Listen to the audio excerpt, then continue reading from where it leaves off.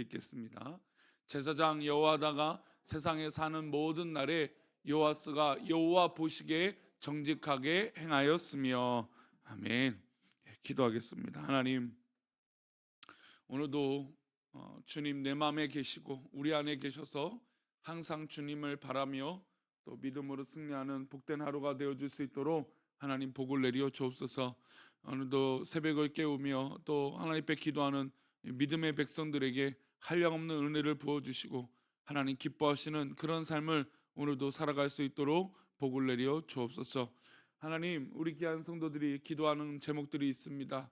하나님, 이 새벽에도 깨워 기도하는 그 제목 하나하나가 하나님 앞에 기쁨과 능력과 은혜가 되게 하여 주시고 흔들리지 않는 우리 모든 성도들의 삶의 기도의 소원들이 되도록 붙잡아 주옵소서. 이 시간 하나님 앞에 드려진 1,000번째 예물과 또 범사에 감사하여 드려진 예물을 기뻐 받아 주시고 말씀을 나눌 때 주님 함께하여 주옵소서. 감사하고 거룩하신 예수 그리스도 이름으로 기도 올려옵나이다. 아멘. 성장을 한다는 건 굉장히 중요합니다. 우리 믿음의 성장도 있고 실제적인 우리의 육체의 성장도 있고 또 지식의 성장도 있고 지혜의 성장도 있고 또 이 감정적 감성적인 성장이 분명히 있을 겁니다. 머물러 있는 것보다 분명히 한 단계 한 단계 성장하는 것은 당연하겠죠. 사춘기를 심하게 앓는 자녀를 둔 부모의 심정은 복잡할 겁니다. 요즘 같이 사춘기 예민한 시기를 보내는 자녀가 있고 손주가 있으면 이 말 한마디를 어떻게 할까 막 전전긍긍 이 부모가 염려가 되고 또 걱정이 됩니다. 또 실제로 심하게 사춘기를 보내는 자녀가 있다면 이것을 어떻게 대할까 또 대처할까 굉장히 고민이 많이 되고 염려가 많이 됩니다. 그래도 어쨌든 이 사춘기 시절을 잘 보내서 우리 자녀가 또 우리 손주가 또 잘 성장하기를 바라는 것은 아마 모든 가족들에게 동일한 마음일 겁니다. 근데 이때 만약에 좋지 못한 친구를 사귀거나 아니면 나쁜 행동을 반복하거나 배우게 되면 정말 엉뚱하게 그 자녀가 자라게 되면 굉장히 우리 부모로서는 속상하고 안타까운 마음이 들겠죠. 한 인간이 성인으로 성장하는 과정에 이 사춘기는 굉장히 중요합니다. 그 아이가 어떤 심리와 어떤 육체적인 모습으로 자랄 것인가. 이게 사춘기라는 게 그렇잖아요. 실제적인 육체적인 변화도 일어나는 것이고 심리적인 변화도 일어나기 때문이죠.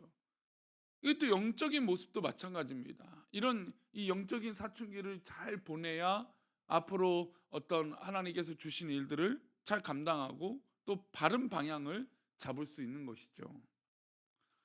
교회 안에서도 신앙 안에서도 이런 사춘기들이 존재합니다.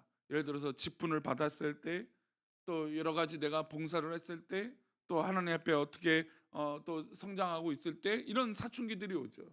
이런 사춘기, 영적인 사춘기를 잘 보내면 또 한 단계 영적인 모습이 분명히 우리 가운데 갖춰지게 될 것입니다. 우리 새벽에 기도하는 믿음의 백성들에게 정말 이런 영적인 성장과 성숙함이 있기를 축원합니다. 이런 사춘기를 보낼 때 주변 사람들도 또 되게 중요하죠. 여럿이 함께 그의 문제를 극복하고 응원해주고 격려해주고 기도해주고 또 어려운 일 있으면 모른 척하는 것이 아니라 함께 해주는 이 지혜가 필요합니다. 영적인 사춘기를 보내는 이 신앙적인 이 모습 가운데 우리 모두 함께 기도해 줄 필요가 있는 것이죠. 오늘 우리가 읽은 본문에는 요아스는 어떻게 보면 신앙의 사춘기를 잘 보내지 못해서 결국 고꾸라지는 모습이 보여지게 됩니다. 사실 그는 분명히 하나님 앞에 선을 행하는 모습이 분명히 보였습니다. 그런데 이런 모습이 좀 벗어나고 나니까 완전히 고꾸라져요. 어떤 모습이 있었는지 한번 볼까요? 우리 2절 말씀 보겠습니다. 제사장 여호와다가 세상에 사는 모든 날에 요아스가 여호와 보시기에 정직하게 행하였으며. 분명히 이 요아스가 왕이 되는데 지금 여호와다라고 하는 이 제사장이 있는 날 동안에는 어떻게 살았습니까? 정직하게 살았어요. 근데 이 배경을 좀 이해할 필요가 있어요. 요아스는 제사장 여호와다는 좀 특수한 관계였습니다. 요아스가 왕이 될 때가 몇 살이었냐면 7살이었어요. 근데 우리가 지금 어제 말씀 가운데도 들었지만 아달랴라고 하는 이 여왕이 자신의 남편 그리고 자식이 죽고 자신이 섭정을 하게 됩니다. 그러니까 여왕이 스스로 되죠. 그래서 이 아달랴가 이 스스로 왕이 여왕이 되고 나서 이 후손들을 진멸하게 됩니다. 그런데 이때 요아스가 고모에 의해서 살아나요. 그게 바로 이제 이 요아스인데, 고모는 남편인 제사장 여호아에게 그를 맡겼어요. 그리고 제사장 여호아다는 이 아이를 받아서 6년 동안 성전에서 길렀습니다. 그러니까 6년이 지난 이제 7살이 되었을 때 뜻이 같이 하는 사람들이 아달랴를 축출하고 이제 누구를 왕으로 삼습니까? 이제 왕의 후손들이었으니까 요아스를 이 왕위로 세우게 되죠. 여호와다는 요아스를 7살의 왕으로 세운 후에 마음에 결심한 것이었어요. 이 아이를 어떤 이 모습으로 키우는 것입니까? 당연히 제사장이니까 하나님 말씀대로 또 그 뜻대로 열심히 키워야겠다라고 결심을 한 것이죠. 성인이 될 때까지 여호와다는 이 뒤에서 섭정을 하게 됩니다. 그러니까 요아스가 왕이 되지만 7살밖에 안 되니까 이 성전에서 자란 이 요아스를 여호와다가 뒤에서 서포트하고 섭정을 했던 것이죠. 근데 이게 지나쳤던 게 문제였던 거예요. 요아스는 아이였고 성장하는 과정입니다. 그러니까 7살 때부터 사춘기를 이제 보내고 이 제사장 여호와다가 뒤에서 섭정하는데 이것이 좀 건강하고 좀 뭔가 잘 양육이 됐다면 아마 요아스가 커서도 이제 성인이 돼서도 스스로 통치할 그때가 됐을 때 잘할 수 있었을 거예요. 그런데 이 여호와다가 이 요아스를 이게 케어하고 또 뒤에서 섭정하는데 이게 조금 지나쳤던 것이죠. 그러니까 교육이란 게 참 이래서 어려워요. 뭔가 조금 지나치면 아이들은 또 뭐 지나치다가 거부하고 또 뭔가 또 스스로 하라고 하면 또 무관심하다고 또 그러는 것이죠. 그래서 참 이 사춘기를 보내는 자녀들을 양육하고 키우고 사랑한다는 게 참 어려운 것 같습니다. 어쨌든 지나쳐도 문제죠. 여하다가 이 요아스를 뒤에서 섭정하는데 이게 조금 지나쳤던 것이죠. 그러니까 요아스가 이제 나중에 커서 스스로 통치하게 됐을 때 어떤 불만이 있었을까요? 요하다가 섭정을 했던 그 모든 과정과 또 그것을 빌미로 신앙을 강요했던 그 모습이, 그러니까 스스로 요아스가 신앙을 깨닫고 하나님 말씀으로 어떤 이 스스로의 훈련이 되지 않고 그냥 눌려 있다 보니까 이것이 나중에 폭발하게 되는 것이죠. 오늘 읽은 말씀 2절 말씀처럼 여호와다가 살아있을 땐 괜찮았어요. 그렇죠? 세상에 사는 모든 날에는 요아스가 여호와 보시기에는 정직했어요. 그런데 이 문제는 여호와다가 죽은 이유겠죠. 17절 18절인데요. 함께 읽겠습니다. 여호와다가 죽은 해 유다 방백들이 와서 왕에게 절하며 왕이 그들의 말을 듣고 그의 조상들의 하나님 여호와의 전을 버리고 아사라 목상과 우상을 섬겼으므로 그 죄로 말미암아 진노가 유다와 예루살렘에 임하니라. 지금 여호와다가 죽고 나서 유다 방백들이 왕에게 절합니다. 왕이 그들의 말을 듣게 되죠. 그러니까 아무래도 제사장이 있고 신앙적인 것들이 강요가 됐던 것 같아요. 그러니까 방백들이 와갖고 이 얘기들 합니다. 근데 그 얘기를 듣고 요아스가 정리를 해야죠. 무엇이 옳은 것인지, 또 신앙으로 훈련 받았으면 어떤 것이 하나님 앞에 건강한 것인지, 좋은 것인지 그렇게 판단하고 결정들을 했어야 되는데 이 방백들이 와서 신하들이 와서 얘기를 하니까 어떻게 향합니까? 아세라 목상과 또 우상을 섬기는 그 죄를 범하기 시작합니다. 그러니 하나님의 진노가 이 유다와 예루살렘에 임하게 된 것이죠. 제사장 여호와다가 죽은 후에 이 방백들의 말에 홀라당 넘어간 것입니다. 그래서 하나님께서 어떻게 하셨을까요? 선지자를 보내시죠. 늘 이런 악을 행할 때마다 하나님께서는 경고와 사인을 보내십니다. 그러니까 우리가 잘할 때 뭐 우리의 판단으로 어떤 결정들을 할 거예요. 근데 이것이 건강하고 좋은 결정을 하면 다행이지만 만약에 우리가 잘못된 길을 갔을 때 또 뭔가 문제가 있을 때 돌이킨다는 건 굉장히 중요한 문제예요. 왜요? 하나님은 늘 그때마다 기회를 주시기 때문이죠. 오늘 하루라고 하는 이 시간도 하나님은 우리에게 기회를 주신 거예요. 길을 주신 것이죠. 이 길을 붙잡았을 때 또 하나님께서 기뻐하신 것으로 우리가 돌아섰을 때 그것을 우리는 뭐라고 말하냐면 회개라고 말하는 것이죠. 하나님 기뻐하시는 것으로 돌아서는 거, 경고를 받아들이는 거, 하나님 사인을 받아들이고 내가 하나님께서 기뻐하시는 길을 간다라는 거, 이것이 굉장히 중요합니다. 근데 요아스는 이제 하나님께서 경고를 하시는데 어떤 경고를 하시냐면 선지자 제사장 여호야다의 아들 스가랴였어요. 그러니까 이 역시 제사장이었죠. 스가랴가 요아스의 고종 사춘간이었습니다. 그리고 스가랴가 왕에게 요아스에게 책망을 합니다. 그의 책망을 대하는 왕의 자세가 어땠을까요? 그러니까 이걸 하나님의 뜻으로 받아들여야 되는데 그냥 뭐 어떤 잔소리, 또 나를 핍박하고 나를 괴롭게 하는 이야기, 그렇게 받아들이는 것이죠.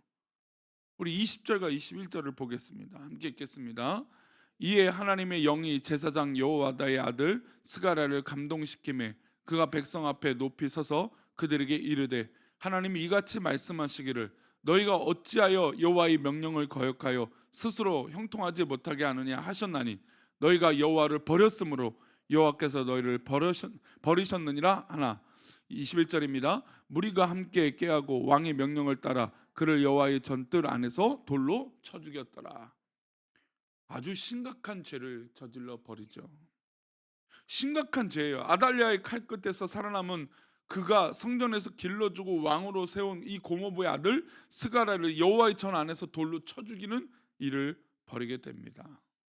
자기를 길러주었지만 영적인 어떤 그런 이 핍박, 억압, 그러니까 이것을 그대로 하나님 앞에 훈련되지 못한 이 요아스가 오히려 여호야다를 반감을 갖게 되고, 또 심지어 하나님 말씀인데도 불구하고 이것을 분간을 못해요.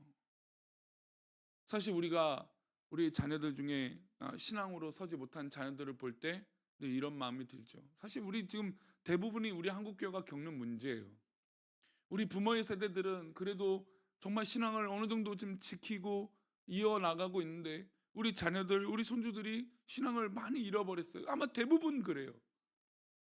지금 사실 영적인 경고는 뭐 실제적인 우리나라는 뭐 인구 문제, 뭐 여러 가지 문제들이 많잖아요. 그 또한 역시 교회 안에서도 마찬가지죠. 영적인 단절들이 지금 일어나고 있단 말이죠. 과연 우리가 살아있는 동안 어떤 마음을 가져야 될까요? 오늘 본문은 사실 좀 그런 이야기들을 하고 있는 거예요. 하나님의 경고가 분명히 그들 가운데도 있을 거예요. 우리 자녀들, 우리 손주들에게 하나님의 사인이 있죠. 그때 우리는 명확하게 우리 자녀들에게 알려주어야 돼요. 이것은 하나님의 사인이다. 이것은 하나님의 뜻이다. 너가 스스로 하나님 말씀을 받아들이지 않으면 안 된다라는 것을 가르쳐야 되는 것이죠. 분명히 우리 자녀들이 실제적인 사춘기를 보내며 신앙적인 이 거리감이 생겼을 수도 있습니다. 우리 엄마 아빠가 믿는 신앙, 난 저렇게 안 살아, 그럴 거예요. 아마 대부분이 그래요. 하지만 그것은 그저 인간적인 모습일 뿐이지 진짜 우리 하나님이 안 계시거나 또 하나님이 역사심이 없는 것이 아니라는 것이죠.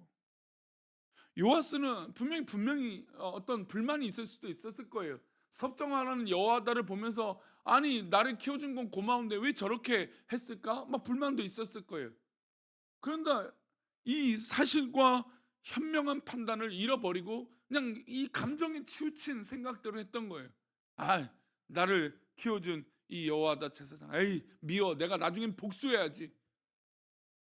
그러니 방백들이 와서 이런저런 얘기하고 아부를 떠니까 그 말에 홀라당 넘어가서 우상을 섬기는 앞잡이의 역할을 하게 되는 것이죠. 결국 이가 요아스가 어떻게 됐을까요? 그 죄로 말미암아 아람 왕의 군대에게 심각한 부상을 입어서 그의 죽음을 맞이하게 됩니다. 그리고 실제로 원래 왕들이 죽으면 다윗 이 왕의 묘실에 모셔야 되는데 요아스는 그 곁에 가지 못하게 되죠. 좀 아침에 오늘 좀 무겁습니다. 우리 자녀들, 우리 손주들을 바라볼 때 오늘 또한 역시 기도하겠죠. 저는 사실 매번 기도하고 또 우리 성도들하고 기도 인도를 할 때 꼭 우리 자녀들, 우리 손주들을 위해서 기도합니다. 왜냐하면 우리 한국교회 미래이기도 하고 우리의 아픔이기도 해요. 그래서 우리 자녀들에게 우리 자녀들이 꼭 그래요. 엄마 아빠는 너무 지나쳐 믿는 게. 그런 이 반감들이 우리 요즘 젊은 자녀들 가운데 있거든요. 젊은 사람들이 다 그래요. 우리 부모님이 믿는 뭐 아유 너무 극성이야.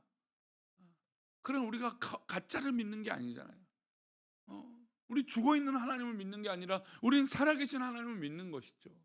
그렇다면 우리 자녀들과 우리 손주들이 생각나고 기도할 때 정말 그 자녀들 가운데 정말 믿음의 어떤 씨앗이 뿌려지고 그가 어떤 하나님의 사인이 왔을 때 아 이건 진짜 하나님의 사인이구나 라고 느껴지고 깨달아지는 놀라운 은혜가 있기를 축원합니다.